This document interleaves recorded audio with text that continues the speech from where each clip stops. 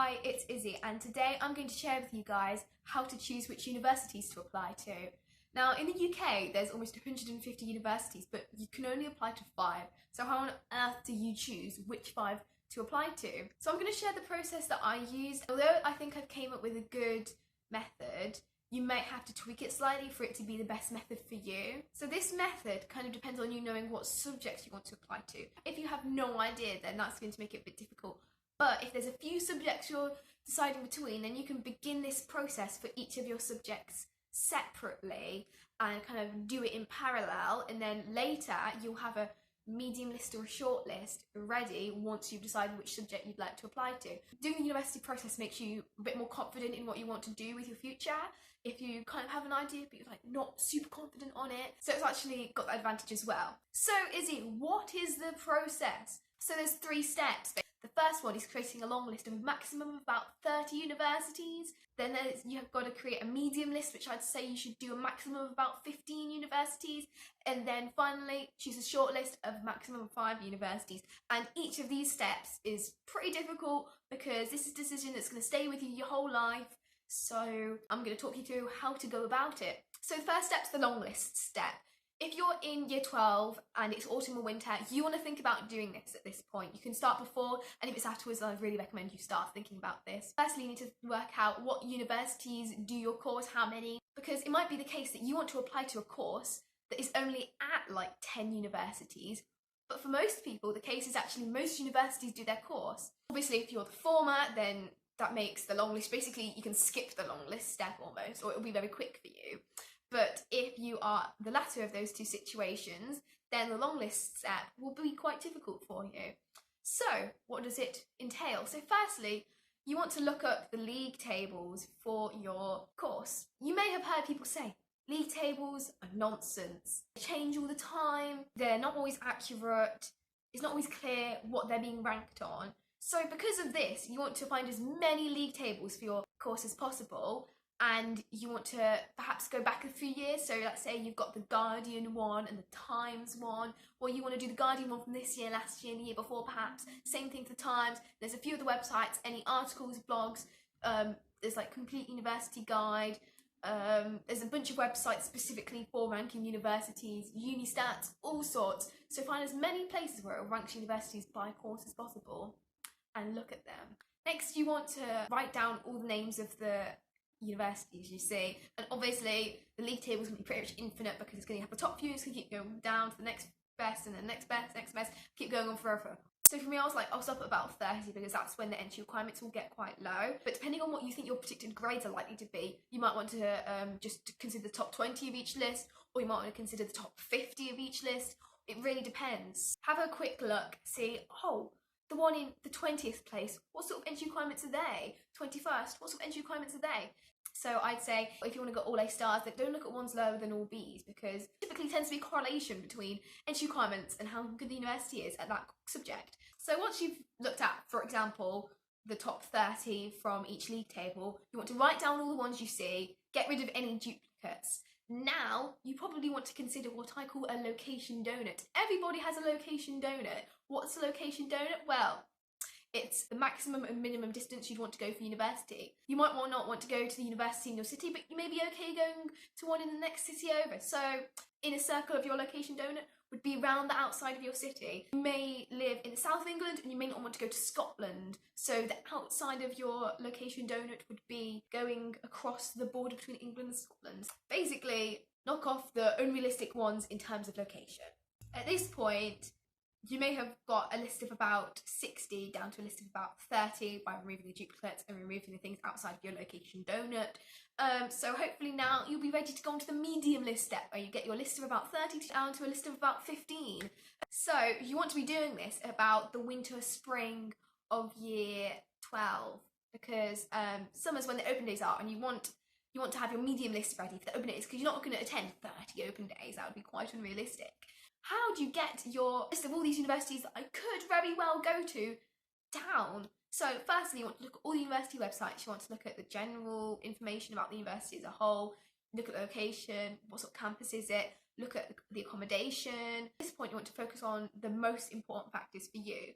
So for me, I was like, I want the course content to be really good, things that I'm interested in. So you can look through the course that you're interested in, go through the different modules, be like, I like the sound of that, or I don't want to spend my life doing that. And then because not all courses are the same. They might have the same title at different university, but they might cover different things. So that's something you probably want to consider. Depending on what sort of subject it is, you might be thinking about facilities. So if you're doing quite a practical subject or a sciencey subject, you probably want your university to have good facilities. So do a bit of research about that. Also, research groups. So if there is a particular topic that you're super interested in, you probably want to make sure that there's some people who are at the frontiers of research for that subject at that university. Because, for example, for physics, at most universities there's a couple of research groups on working on particular topics in that area. So you want to make sure that that covers some things that you're interested in. Because if there's research going on in things you're interested in at the university, then you're going to be really happy to be there, because you're going to feel like you're at the front line of what's going on.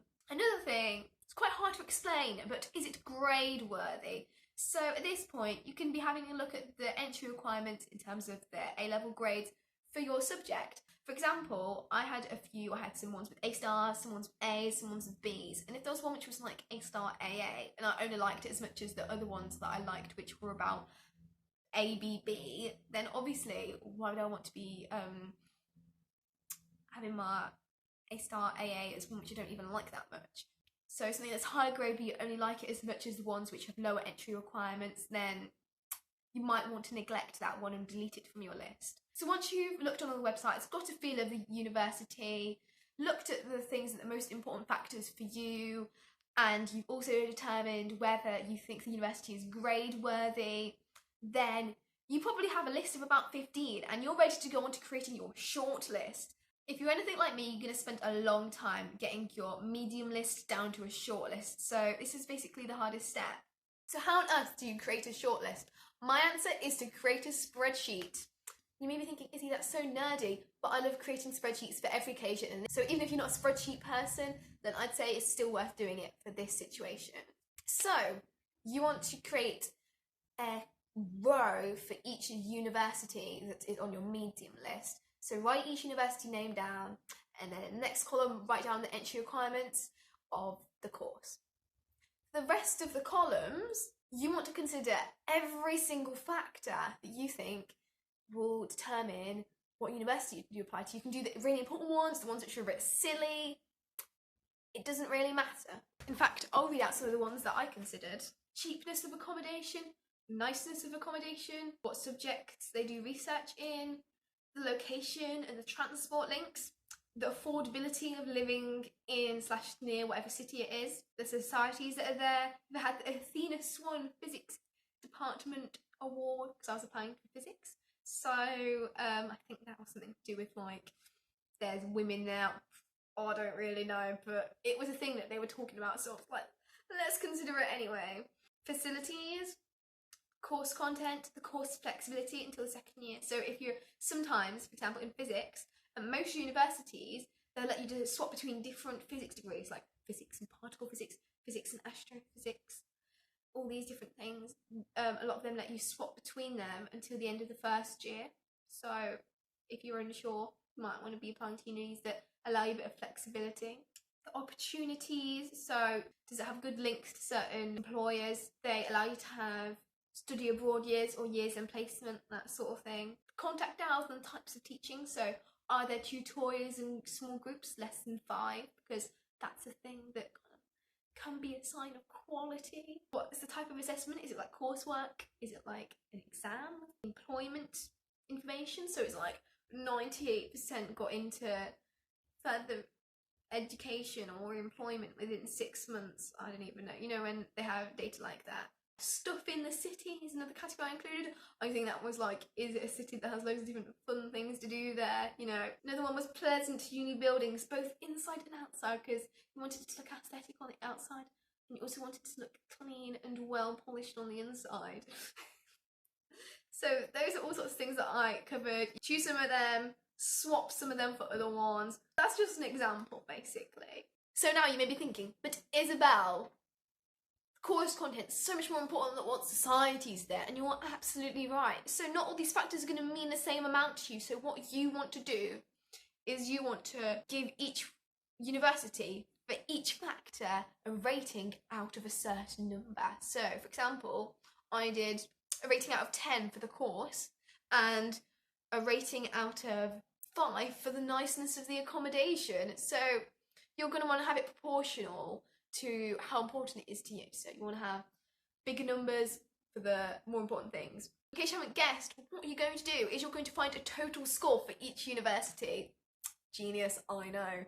So you may be thinking, Izzy, when I go back to it, it's just going to be a bunch of numbers. So what you want to do is comment. So if you're on Google Sheets, which I was just do, you Control-Alt-M. For example, the societies column, which I only did out of 3 in the end, I commented what societies I'd be interested in joining when I was there, so I could easily see without going back to all the different websites. So for location and transport, I talk about how long it would take by car, whether there was a train there, how many buses you had to take to get there, that sort of thing. So make useful comments as well, because it's useful. So you've got a row for each university, a column for each factor. Now you're going to want to check the websites to see what score they get for each thing. And you may soon realise that not all the websites include all the information. For example, some universities have the information online for the contact hours, but other ones don't. Oh, this isn't a fair test. Now here's the thing that will change everything. Open days. Now, as soon as you have your medium list ready, you're going to want to start thinking about open days. If there's even a chance you might want to be an early applicant, you're going to want to be attending the summer university open days rather than the autumn of year 13 open days, because you want to have these things to be mulling over your mind. And also, I feel like year 13 is a bit stressful, so you probably want to get your open days attended in year 12. Most of the universities will have multiple open days, so write them all down. And then you want to work out what days you can choose in which you can go to as many open days as possible, because obviously there's going to be a lot of clashes. For example, if one university has 2 open days, one of them clash with another university, then obviously go to the second university on that clashy day and the first university on the non-clashy day. But it isn't as simple as that. It gets a lot more complicated, so you have to use your brain for that one, work out what combination you can attend all the open days on, and once you've done that, sign up for the open days, make sure you get emails, make sure you tell your parents if you want them to take you to them, look up the transport, all that sort of thing, ask your teachers if you need time off school. If you can attend university open day at the weekend, then do, because then you won't be missing school. But if you need to attend one on the Friday because you're already busy on that Saturday, because usually they don't have ones on Sunday, only Fridays and Saturdays, then you're going to want to tell your school, hey, I'm not going to be in school then. You shouldn't have a problem asking your school if you can have the day off. Just being like, don't worry, I'll definitely catch up on the work, and do in fact catch up on the work, and then you'll be fine. So once you've decided which days you're attending, which open days, you want to find out where it is, how you're going to get there, what times it's from until, and then you're going to want to plan your transport, and then you're also going to want to plan when you're going to be attending each events, because this is even more difficult than determining which universities you can attend on which days, because you've got all these different things you want to attend, and they might be repeated a few times, but maybe both times they're clashing with something, so then you've got to decide, prioritise, all that sort of thing. So it's a bit tricky. So I'd say you want to spend as much time in your department as possible.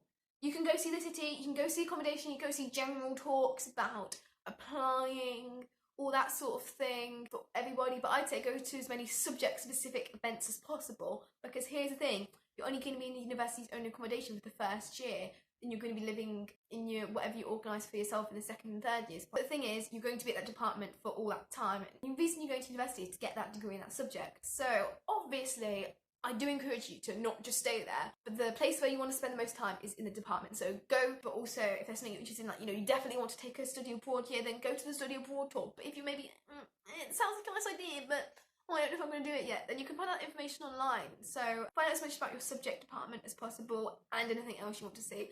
I'm not saying don't see the accommodation, but if you're running out of time, then don't prioritise it, basically, is what I'm trying to say. I'd 100% recommend subject talks about the subject in general.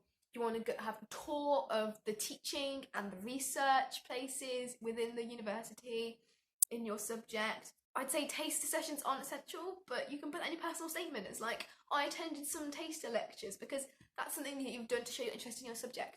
So I'd say do a department tour, go to the subject talk, and also you want to talk to someone who is an academic in your subject who's there on the open day. So you want to have a list of subjects to ask before you go, which you determine based on the blanks in your spreadsheet. So if there's a space where you haven't been able to collect a certain piece of information, then obviously you can ask about that when you're there. You also want to ask about any questions that the subject talk makes you think. So if they say something and you're like, but I wonder what would happen if I applied with 4 subjects, what entry requirement would give me there? Or something random like that, which you hadn't considered before, but they said something and it's made you think something. Write that down as well. So university open days, in the little subject talks, be taking pictures of slides, listening, writing down all the questions I had. And then I'd go up and be like, hello, I have 5 questions. Are you ready? And they'd be like, yes. And then you ask them the questions and then you find out everything you need to know. So if you've got like a huge information fair for the whole open day, then you can ask this to the people there. Or there might be a place where you can talk to people in like a foyer of the department. So it's slightly different for each open day, but you want to find where the people you can ask are, then go ask them after you've attended the subject talk. Another thing that I'd really recommend at your open day is if there's a campus tour, then I'd say that's a super good idea. And also see the library, because if you've got an inspirational library, then that's gonna make you want to go. So sounds really weird what I think is a priority and what I think isn't, but usually the library is quick to get to where the accommodation's a bit further away. So if you've got a spare few minutes on your open day, then campus tour and library. That's what I'd recommend. But obviously it depends on whatever is a priority for you. So once you've filled out your spreadsheet and all your information, you're still going to come out of an open day thinking, oh, I really loved that. Oh, I didn't like that as much as I thought I would. And thing is, how much you liked it is going to have basically no correlation to the total score it has on your spreadsheet, and that's absolutely okay. And there's so many different things that can impact this, like the speaker at the talk, the weather on the day, the person you attend it with, whether you had any bad experiences on the day, like were you stressed, were you rushing to get somewhere, all sorts of things, like did you have a conversation with someone and you couldn't hear what they were saying, or you couldn't understand them, or something like that. There's so many different random things, like did you like your department, because often you can't view a department on the inside online, so seeing that is a huge thing. Like, is this department building beautiful or is it nasty? Find out, are they rebuilding it, because perhaps it's nasty but perhaps they're rebuilding it. So you've got to consider all these different things that you may not have considered before you attended the open day. And so I'd say once you've come out of the open day, you should consider how you felt during the open day more than the score on this spreadsheet. The reason you do the spreadsheet is basically kind of to determine what open days you should attend to begin with, because let's be honest, most people aren't going to be able to attend 15 open days. I think I attended 9. That was still way more than most people did. So work on your spreadsheet first so you can get it down a little bit to maybe 7 and attend them for open days. Or if you've got 5, choose the ones which you're kind of on the borderline about, because if there's ones that you absolutely know you want to go to, you know you want to apply to, then you haven't really got much decision making to do there. As long as you think there's plenty of information online about it, then I'd say just, if you really can only attend a few, and do the ones you're on the borderline about, because I think once you attend a university open day, it can completely change your perspective of how you view it. My spreadsheet, Lancaster was doing super well, but when I went there, it just wasn't that great because it took so long for us to get there due to the traffic, and we decided that's not great. The buildings I didn't like as much as I thought I would. It just wasn't as good as I thought it would be.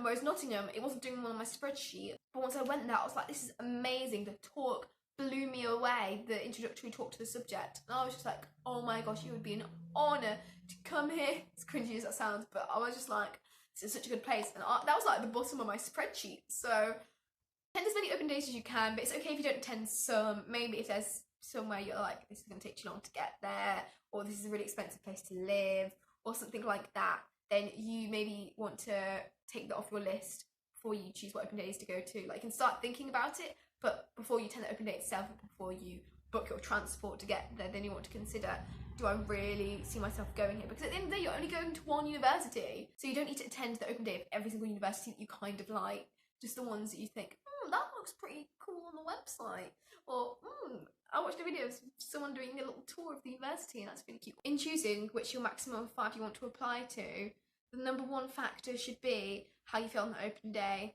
The second most important factor should be, how's it scored on the spreadsheet? And if you still can't decide, then, as my head of sixth form said, don't apply to 5 with the same entry requirements.